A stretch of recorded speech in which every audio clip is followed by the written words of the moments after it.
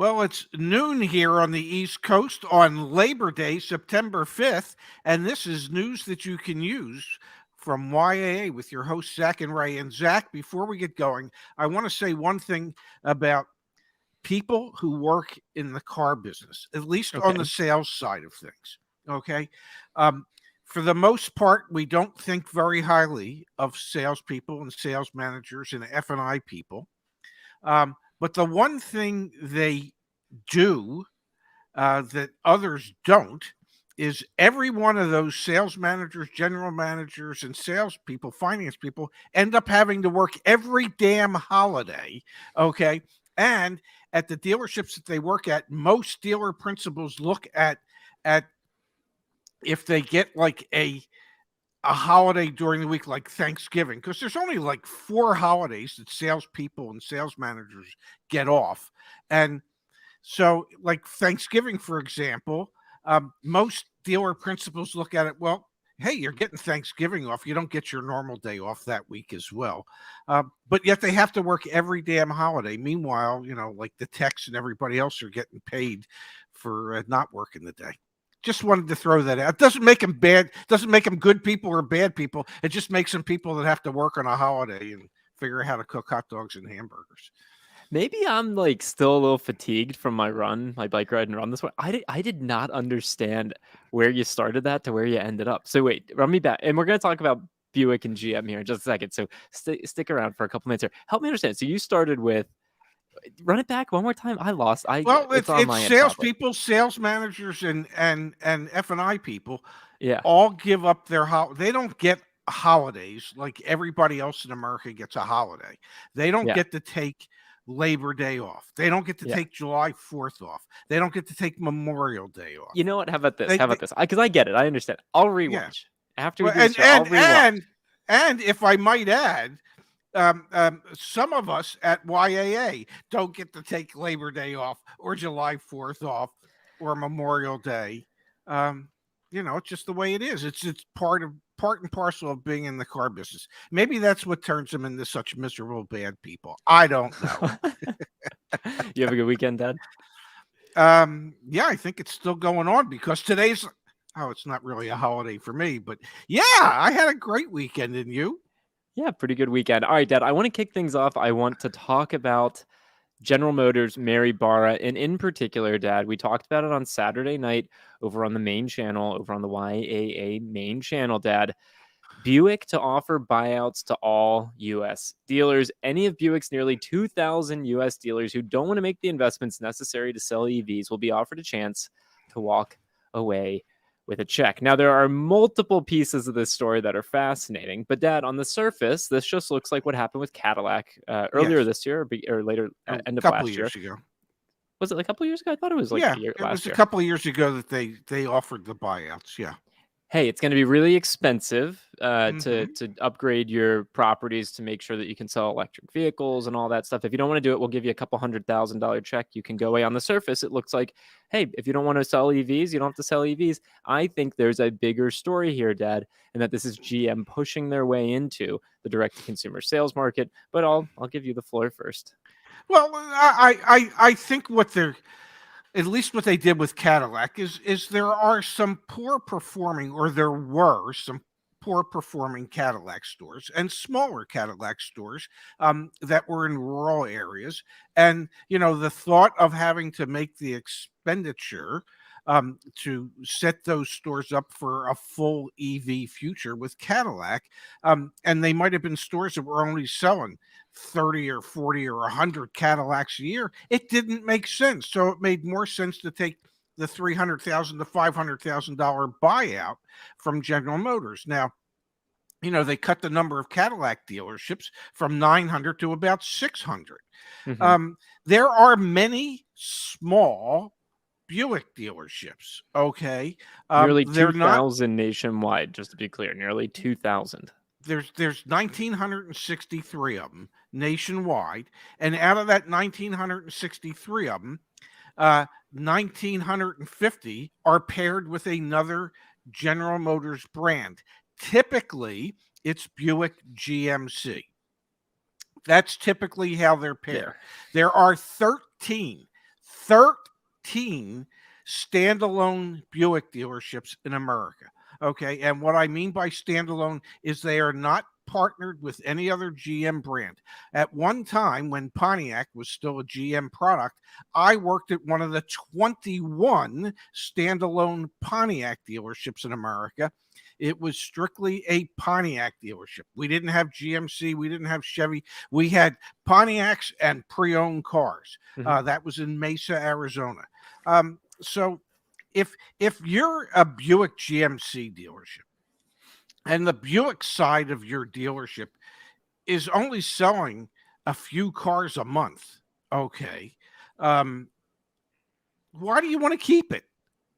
I mean, why? This is your opportunity for General Motors to hand you a check, okay? Because I'm guessing that part of the deal, and I don't know this for a fact, and maybe Igor knows, but I don't. But I'm guessing General Motors is not going, if you give up the point, the Buick side of things, General Motors is not going to look to have that point taken over by somebody else in a standalone facility. Mhm. So yeah, if you're a Buick GMC store and you're selling 100 GMCs a month and 25 Buicks, what the hell do you want to keep Buick for? Now, Dad. Oh, and here you go. My friend just got his offer from Buick, and it was $13 million, but another auto group nearby offered 18 million. So it's interesting to see. You're probably going to get smaller offers from the OEM. But Dad, I Oh, think absolutely. there's something interesting going on here with the push to electrification. You also have Buick coming out with they're going to be naming their vehicles differently. It's all going to come out under the Electra name. I think there's a Mhm. real transformation here where I'd imagine if I'm at General Motors, and we already know they talk about this because Mary Barra comes out and says it every quarter. They want to be thought of like Tesla or like Rivian or like Lucid. And then you can even look to our peers like Volvo, Polestar, Dad. Like, I think we're starting to see, hey, there's this other brand that sells electric cars. And to me, it's a bit of a step in the direction of, well, if they want to sell it directly to consumer, they could. I'm not saying that that's coming next week. And you can read more into the weeds, get into the weeds here, read the tea leaves of the article, and it's pretty Yeah. clear actually that the dealer side of this feels really confident that dealerships will be around, they say, for the next 100 years. But still, I think this is a bit of a push towards let's simplify, and then let's go directly to the consumer. I don't see that. I really I see it as General Motors' opportunity to cut down on the number of Buick dealerships in America. Buick last year had one of their best years ever. They were up last year. They sold like 176,000 Buicks or 179,000 Buicks. Their sales are off big time. They so far this year they've sold under 60,000 Buicks. Wow. Okay. So it it is not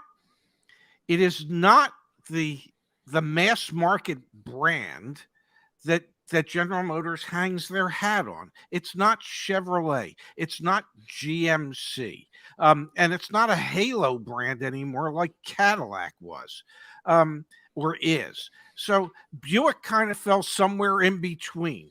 There was a time when there was Pontiac, there was Oldsmobile, there was Buick. So I don't expect Buick to go away completely, at least not anytime soon. But I do think that General Motors is looking at it and going, we don't need 1,963 Buick dealers if we're going to be selling less than 100,000 Buicks a year on average. Okay. And All right. Yeah. that's probably what they're looking at, because last year when they did 176,000 cars, that was probably somewhat of an anomaly. Buick is normally considered to be an older person's car. Hmm. Okay, their demographic usually skews very old, and so it's not like when you're selling Buicks that you're thinking, well, I'm going to get to sell these people a lot of Buicks. I only hope they live long enough to utilize their warranties. So it's a brand that skews older.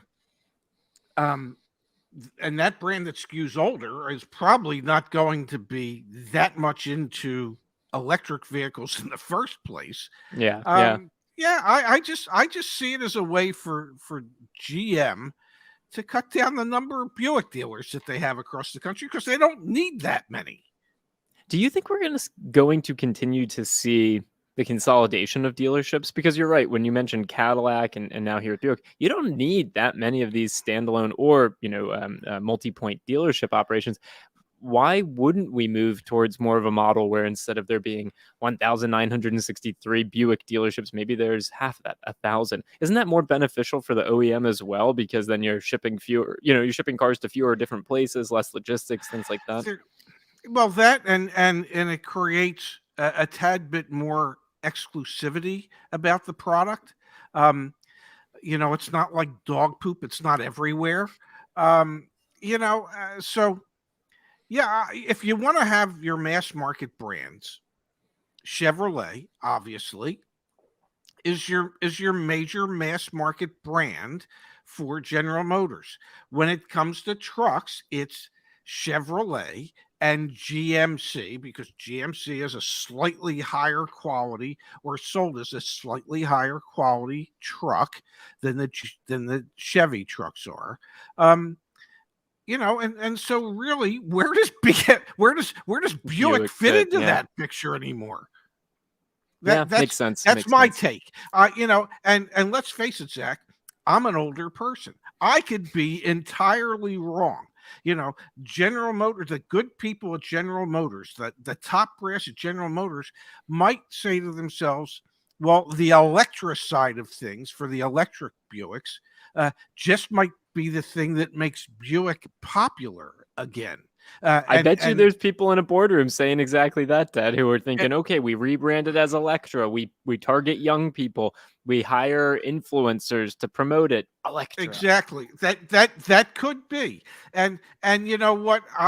The executives at General Motors are probably so thrilled that 50 years ago or 60 years ago, whenever it was that somebody came up with the name, well, we should call a particular Buick model the Electra. I don't think they were thinking they were going to be Yeah. electric vehicles at the time that they came up with that name, but it is a perfect name to utilize when you're trying to move into the electric vehicle market. But yeah, I don't know who's winning that battle at General Motors, but maybe it is their direct to consumer model that they'll come out with. I don't know.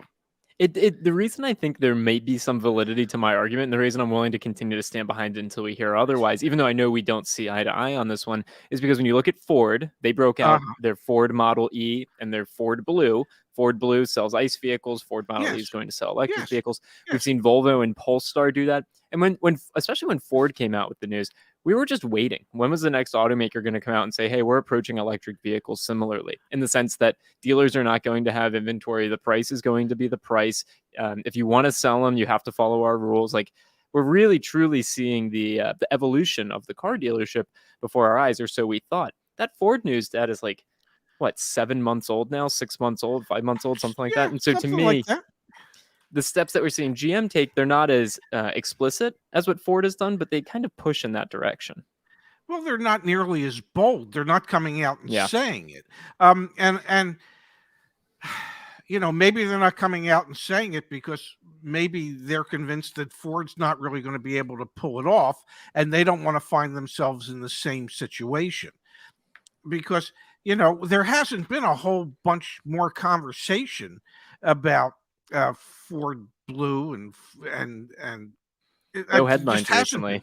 Yeah, so maybe Ford's having a hard time figuring out exactly how to do it. I don't know. But uh, I, if that was really the direction that General Motors was trying to go, then I think they would probably come out and say it. I mean, somewhere along the line, um, you know, manufacturers are going to have to come out and say, yes, we want to develop a direct to consumer sales channel. Hmm. But nobody's really saying that yet. Yeah, yeah. GM's got some other challenges on their hands as well. I don't have the article queued up, but Pops, they recently, remember, they came out with their 12-month period where you couldn't resell a particular vehicle. If you did, that would void the warranty. They just recently dropped that down to 6 months Six if you sell a months. vehicle, then or something around 6 months. And then the Yeah, other piece it that is is 6 months now. 6 months. Yeah, yeah. And then the other thing, imagine you just like eventually buy a car and there is no warranty. That's kind of the direction that we're moving in with GM. And then the Corvette allocation, Dad, they've got absolutely no control over their dealers with the Z06 allocation. We're seeing markups out the wazoo. We had that one dealership that was doing a contest to see who could bid, or an Yeah. auction to see who would get. I mean, it's just GM's got a handful of problems on their hands right now. But The least of which is figuring out how to sell direct to consumer. So maybe I'm wrong. Maybe for all those reasons, I'm actually wrong. Maybe they're just going to try and figure out how to rein in what they've got going on. well, and truth of the matter is, as long as these are franchise dealerships, and we are talking about a commodity whose pricing is based solely on supply and demand. And if there's a really truly limited supply, and there's a much larger demand for that limited supply, the dealers are free to sell at whatever the market is willing to pay. It, that doesn't make it right or wrong. For the people that decide to spend the extra money in order to be able to say, Yeah. "Hey, look at me, I got one." I went on my rant a couple weeks ago. I mean, I think that's pure insanity. But for the person that wants to do it, and money's no object, then maybe I'm the one that's insane, and they're the one that's sane. So I don't think that's as big an issue. I think the way they tried to attack it was the issue. The way they tried to, there are a number of what manufacturers and dealers call flippers, people who buy popular models strictly with the intention of turning around and selling them quickly for a profit, because they recognize that there's an extremely limited supply and a much larger demand. And maybe the percentage of flippers is not so large that you penalize everyone buying something like that because you're trying to rein in the flippers. Maybe the real lesson there is you shouldn't give a damn about the flippers and just move on with life. Let's switch gears, Pops. Yeah, absolutely. I want to remind everyone, back on the joinyaa.com website, we've got different resources that can help you out. If you're buying a car, use our car search. If you're selling a car, and I was just telling my dad before we hopped on last month, 31 people. 35. So Nope. Last month was 31. You're correct. I'm sorry.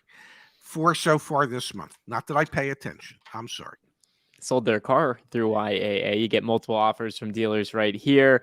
Auto insurance, homeowners insurance, renters insurance, the whole 9 yards. We hooked up with different carriers. We have that option. Our extended warranty, still the $500 markup. That hasn't changed. And coming soon, finance and refinance directly through credit union. So if you are in the market to buy a car, protect a car, insure a car, warranty a car, whatever it is, sell a car, we're here to help as best we can.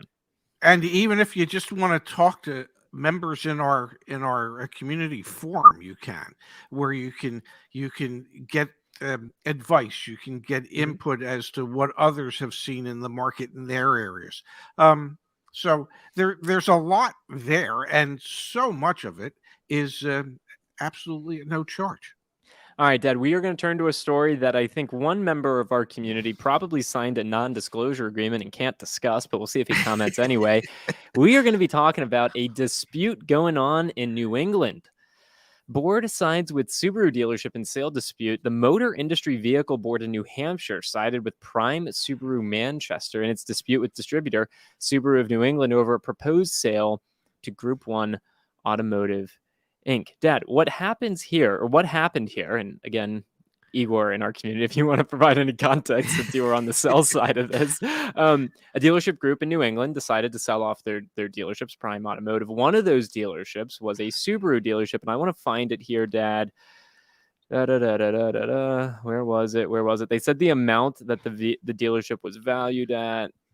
Bear with me. Here it is, right here. Well, I know Group 1 thinks that one of the dealerships that Subaru of New England is suggesting that they sell in order to be able to buy the other one. I know Group 1 thinks the value of that dealership is $20 million. And according to what I read, there were two offers. One allegedly for $6 million, but Mr. Rosenberg said it was well north of that, and another from a different group for $10 million. Neither came anywhere near approaching the $20 million that Group One wanted for it. And let's be clear here. So essentially, there is a board that like governs all of the dealerships, all the Subaru dealerships in New England, the 6 states No, that make no, up New England. it's a state board. It's a state board, okay. But the yes. distributors, Subaru distributors of It's New England. Seriously, we have one of the owners Yeah. from the. Anyway, thank you Igor, for being here. It feels awkward, honestly, be talking about your news, but it's interesting. So we've got a state board, Dad, that's not allowing for a transaction to go through, and we've got pressure being put on by a distributor that has a monopoly over Subaru. The other way in New around. England. The other way around. The other way around. The state board is saying that New England Subaru distributors doesn't have the right to stop Group One from buying the Subaru store in Manchester. I think it's Manchester, New Hampshire. They're saying that the rationale that New England Subaru distributors is using to deny the sale, because what you have to realize with the franchise agreement is the manufacturer or the distributor in a particular area has a right to refusal on any sales transaction if a dealer wants to sell to someone else. But part of that right is they could say, no, we don't want you to sell it to this person. We want you to sell it to this other organization. And the terms have to be the same. Okay. But the distributor in this case is saying, well, we don't want you to be able to buy this store because one of your other Subaru stores is our worst performing Subaru store in our distribution network. And the board is saying that is not, you can't say, or you shouldn't say that Group One can't buy this other store simply because the store that they presently own doesn't perform at the level you would like, and say to them, well, if you sell it, you can buy the other one. Obviously, how that other store is performing has nothing to do with the store you want to buy. So it's a long way to say that there's a big fight going on over this last remaining prime Subaru store that because the whole kit and caboodle was sold late last year to Group One. And eventually it'll probably end up in court. It'll eventually get sorted out. The funny thing is the one offer from David Rosenberg, well, he used to run Prime, was one of the people behind Prime until he got let go by Prime. And he has sued Prime, and it's a convoluted mess, but you could see that he must have had some type of an agreement with the North New England Subaru distributors, because they were pushing him to be the accepted party to buy the store that they would like to have sold.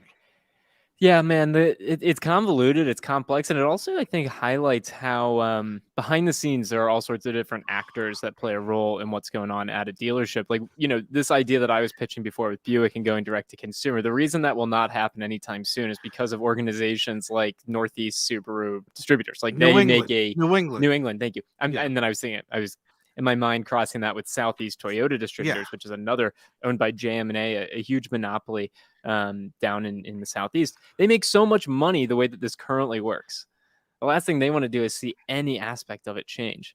And I think even though that's not explicitly what's happening here up in New England with Subaru, it kind of feels similar in the sense that there are so many different parties spending hundreds of thousands of dollars on legal fees just to make sure that they can continue to make money the way that they like to make money.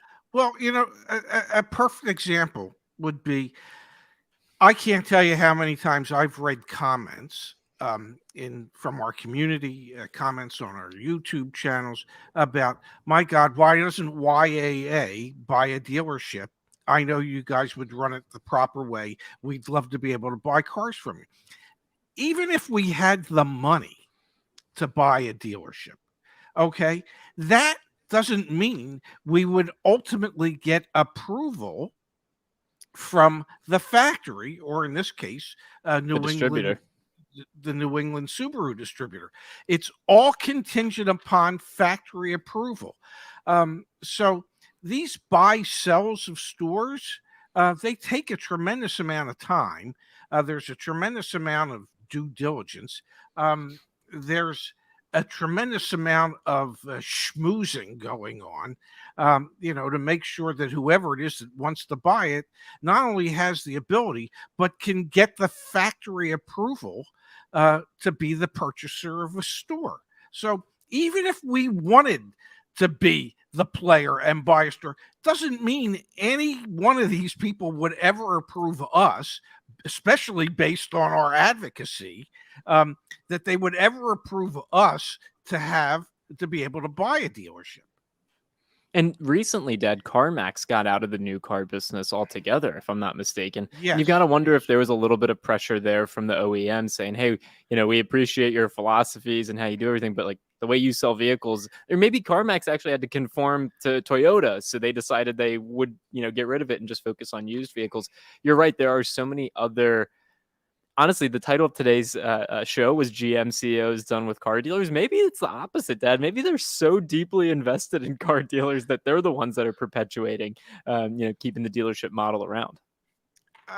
You have heard me say, and the audience has heard me say any number of times that. Thank you, Igor.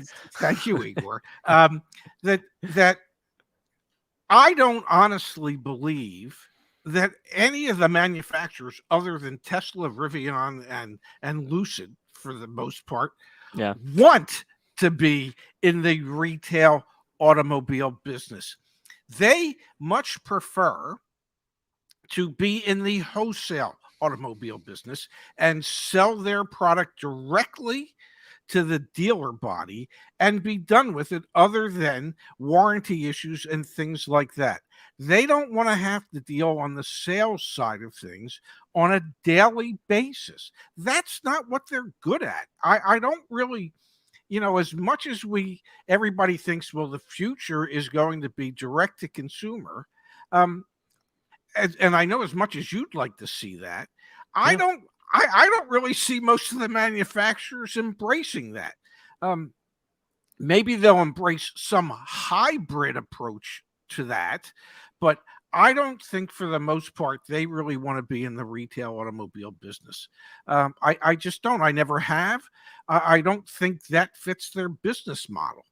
I Just bet you me. they want to get deeper on the insurance side and even get even more people on the finance side. We've talked about it on the show before. Will you even own a car in the future, or will it be some sort of weird derivative lease product that you're signing up for, like a monthly subscription for a car, but it's a 12-month commitment? Like, again, Polestar comes to mind, Dad. They offer Care by Volvo with the subscription. So I think we end up seeing more of a push in that direction. Wouldn't be surprised, man, if Electra starts offering some really funky ways that you can get mobility and it's not buying a vehicle anymore. And the reason they want to do that is they want to control all your spend rather than going to Ally Financial for your loan. Just do it all through GM. Well, and here's the other thing. The price of transportation is so expensive that the only way to make it affordable is probably on a subscription type of or usage type of business in the future. We don't see the cost of vehicles going down.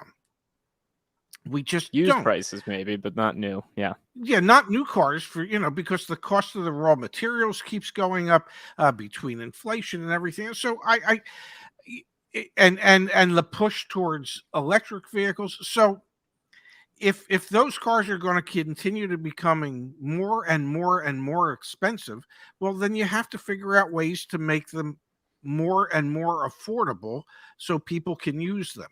And I used the word use them as opposed to own them. Own them. Okay. I just think it'll turn out more that you can it'll be like fractional ownership. You can sign up for a certain amount of time per year that you would be able to use a vehicle. And it might just be on certain weekends, it might be certain months, whatever it is. You'll plan your usage around your lifestyle, as opposed to actually having to buy it or lease it. And this is why it's off camera over there. I'm gonna just keep riding my bike. I think that is the best way forward. Until winter. Definitely until winter, that's for sure. All right, Pops, we will be back tomorrow. I'm looking forward to it. We should have the latest Black Book data either tomorrow or Wednesday. So we should have we'll get that on Wednesday. Get that on Wednesday. You're probably right. Yeah, because they're off. It's Labor Day. Someone's got to be off today. Oh, also, I actually wanted to ask. There's a couple hundred people here with us. My dad and I, before we hopped on, we were talking about running a promotion this month back on YAA. I'll put back up on the screen. What should we do a promotion on? We could do a promotion on... We really can't do anything on the listings, but if you become a member, we could do another 20% off promotion this month. When we sell a car through CarWiser, they pay us $90, which is awesome. So maybe we do some sort of promotion there. Like if you sell your car through us in September, we'll rebate you half of it. Sure. I don't know. Maybe that's an option. Can't do anything on insurance, unfortunately. The warranty, we could do a bit of a discount, like another $100 discount, something along those lines. But yeah, we want to run a promotion this month. So if there are any suggestions, give away Ray's car. We can't give away a car, unfortunately, not yet. Yeah, well, we can't give away my car. I don't own it. It's a lease. Yeah, it's a lease. Yeah. So many financial services would probably be just a little pissed off. Yeah, we need to figure out something though. I don't know. We can think about it offline, but I'm just curious what we should do. I was thinking when you were talking about if you sell a car through CarWiser, maybe we give people a $45 gas card. But if they sold their car, they might not need gas anymore. That's a good point. Yeah. All right. Well, we'll figure something out, Pops. I got faith in us. I do believe. Yeah. Neil's asking about my green bike, and that's right over behind the green screen. Yeah. Yeah. I can't wait to I'll see you riding it when I get back there on Saturday. Yeah, I can't wait for you to be back, Pops. All right, why don't we call it a show? We will be back tomorrow. I will see you then, Dad. Yep. We'll be back here again tomorrow at noon Eastern, 9 Pacific, with more news that you can use from YAA. And, well, thanks, everybody, for being here today. We'll see you back here tomorrow. See you, Pops.